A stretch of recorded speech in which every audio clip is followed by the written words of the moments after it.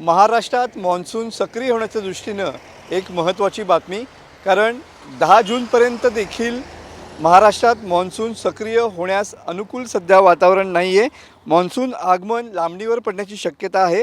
अरबी समुद्रात मान्सून सक्रिय होण्यासंदर्भातली कुठलीच चिन्ह सध्या दिसत नाही आहेत. अरबी समुद्रात नैऋत्य मोसमी वाऱ्यांसाठी अनुकूल परिस्थिती या ठिकाणी पाहायला मिळत होती, मात्र सध्या हे चित्र पालटलेलं पाहायला मिळते आहे.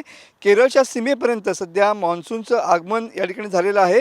हवेतील बदल, वाऱ्याचा वेग आणि समुद्रातील स्थिती यावरती मान्सूनची पुढची वाटचाल या ठिकाणी अवलंबून असते आणि त्याच अनुषंगानं सध्या आपण अरबी समुद्र किनारपट्टी भागामध्ये आहोत आणि मान्सून सक्रिय होण्याच्या दृष्टीनं सध्या कुठलीच परिस्थिती या ठिकाणी पाहायला मिळत नाही आहे आणि त्याचमुळं हवामान खात्यानं 10 जूनपर्यंत मान्सून महाराष्ट्रात सक्रिय होण्याची चिन्ह जी आहेत ती फेटाळलेली पाहायला मिळत आहेत.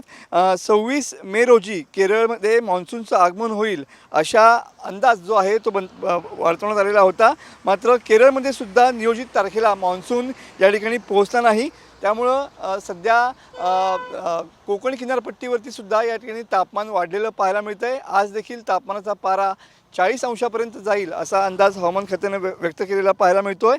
पण दमदार आणि सातत्यपूर्ण पाऊस झाल्याशिवाय शेतकऱ्यांनी पेरण्या देखील करू नयेत असा देखील सल्ला जो आहे तो जिल्हा प्रशासनाने दिलेला पाहायला मिळतो आहे. एकंदरीतच सध्या मान्सून सक्रिय होण्यासंदर्भात जी तारीख होती ती लांबलेली पाहायला मिळते. त्याचमुळे महाराष्ट्रात 10 जून नंतरच या ठिकाणी मान्सून सक्रिय होण्याची चिन्ह असल्याचा अंदाज हवामान खात्यानं वर्तवलेला पाहायला मिळतो आहे.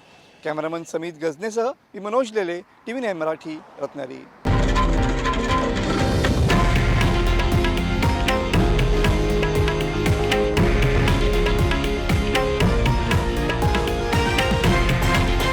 हे आहे देशातील नंबर 1 न्यूज नेटवर्क आणि आपण पाहत आहात TV9 मराठी, एकमेव.